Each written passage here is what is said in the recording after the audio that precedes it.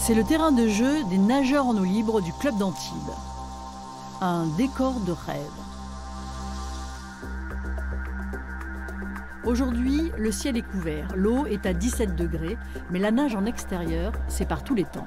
Il fait un peu gris, on voit peut-être un peu moins loin, mais la température, j'ai pas mis les pieds dans l'eau encore. On verra ce que ça donne. La température et la visibilité, les deux principales préoccupations de cette pratique sportive. Dans une piscine, on nage 100 mètres, on va s'arrêter un petit peu. Là, on part sur peut-être 1000 mètres sans s'arrêter. Essentiellement du troll.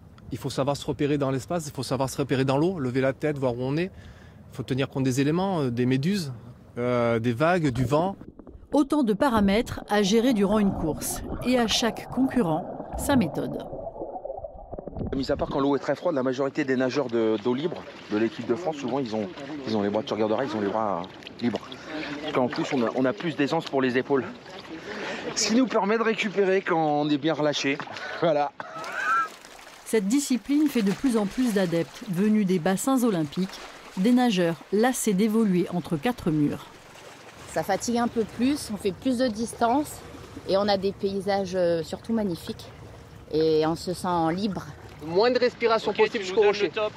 Allez, 3, 2, 1, top. Dans une semaine, c'est la première compétition à la maison.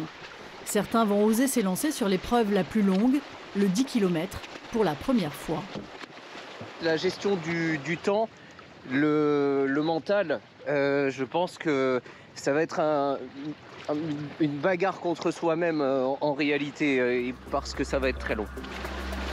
Concentrés uniquement sur leurs mouvements et leur trajectoire, les nageurs ne pourront alors plus être distraits par les merveilles qui jalonnent le cap d'Antibes.